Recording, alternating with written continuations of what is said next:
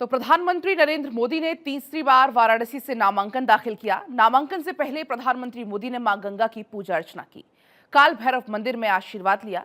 इसके बाद कलेक्ट्रेट पहुंचकर अपना नामांकन दाखिल किया। रिपोर्ट आप देखिए।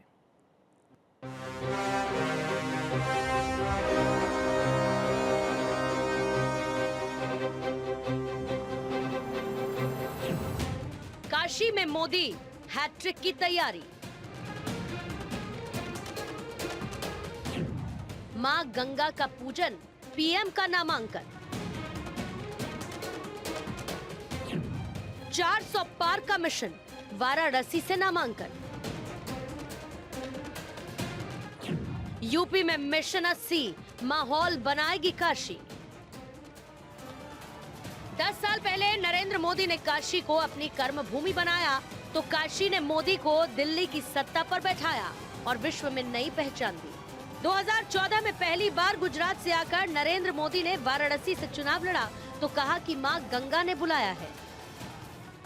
न मुझे किसी ने भेजा है, न मैं यहाँ आया हूँ, मुझे तो मां गंगा ने बुलाया है। मोदी को मां गंगा का प्यार मिला और वो लगातार 2 बार देश के प्रधानमंत्री बने। पीएम मोदी के नेतृत्व में ही बीजेपी विश्व की सबसे बड़ी पार्टी बनी। पहली बार 2014 में नरेंद्र मोदी ने वाराणसी से चुनाव लड़ा तो 56.5% वोट मिले। दूसरी बार 2019 में ये वोट प्रतिशत बढ़कर 63.9% हुआ और अब तीसरी बार फिर प्रधानमंत्री मोदी काशी से हैट्रिक लगाने को तैयार है। वोट प्रतिशत में कितना इजाफा होगा ये तो 4 जून को ही पता चलेगा, लेकिन पीएम मोदी ने फिलहाल काशी को ही अपना घर बना लिया है। प्रधानमंत्री मोदी 2024 में हैट्रिक लगाने को तैयार है।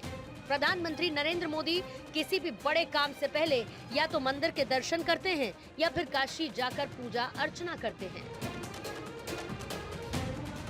नामांकन से पहले पीएम मोदी बनारस के दशाश्वमेध घाट पहुंचे, जहां पीएम ने विधि विधान से मां गंगा का पूजन किया।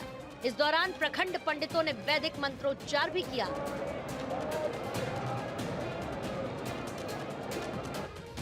जिसके बाद पीएम मोदी ने क्रूज की सवारी की और नमो घाट पहुंचे। मां गंगा की पूजा अर्चना के बाद प्रधानमंत्री नरेंद्र मोदी काल भैरव मंदिर पहुंचे, जहां पर पूजा अर्चना की और आशीर्वाद लिया। इस दौरान प्रधानमंत्री के साथ यूपी के सीएम योगी आदित्यनाथ भी थे।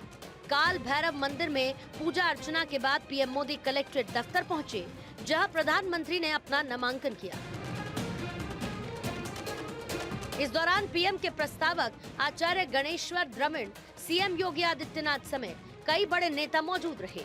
काशी में आज सबसे बड़ा नामांकन हुआ तो एनडीए के कई दिग्गज नेता भी मौजूद रहे।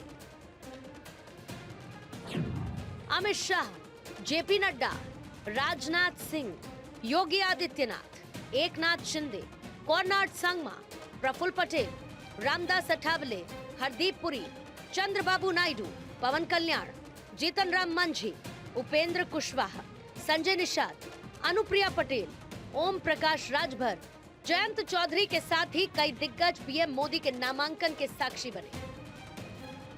नामांकन के बाद सभी नेता पीएम मोदी के साथ बाहर निकले और एनडीए की एकजुटता का संदेश दिया।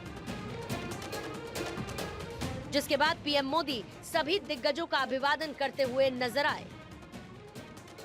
बनारस का मिजाज जो देश से बहुत ही बड़ा मिजाज है और हम 400 पार सीटें जीतेंगे और हमें पूरा विश्वास है, जनता पर हमारा विश्वास है और इंडिया आघाड़ी का बहुत बड़ा यहाँ उनको धक्का मिलने वाला है और हमें बहुत बड़ी सफलता मिलेगी। कार्यक्रम में हमें शामिल होने का मौका मिला है।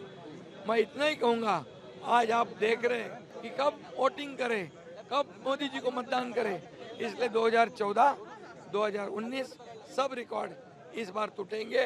मोदी जी फिर एक बार प्रधानमंत्री बनेंगे और 400 पार ये आंकड़ा जाएगा। It's a great opportunity for me even to be here, and I've been fortunate to be an NDA partner, and especially I personally adore and respect Modi ji, It continued our relationship and it strengthened, it empowered, and whatever I could bring it to this. NDA 400 पार की बात है, 400 पार सीटें मिलेगी और बिहार में 40 में 40 मिलेगी। हम लोग की ताकत ही हम लोग की एकजुटता है और आज प्रधानमंत्री जी के समर्थन में पूरा एनडीए एक साथ उनके नामांकन में शरीक हुआ है और यही एकजुटता ही हम लोगों के लक्ष्य तक हम लोग को लेकर जाएगी और उम्मीद ही नहीं, पूरा विश्वास है कि जो 400 पार का प्रधानमंत्री जी के द्वारा दिया गया हम लोग का लक्ष्य सरलता से पार करेंगे।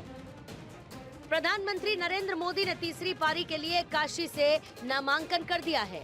काशी को पीएम मोदी ने अपना घर बनाया और इसी का परिणाम है कि सोमवार को हुए रोड शो में लोगों की भीड़ भी देखने को मिली। लोग पीएम की एक झलक के लिए रोड शो में उमड़ पड़े।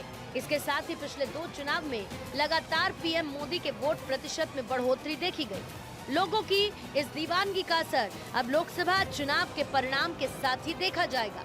Bureau report, Bharat 24।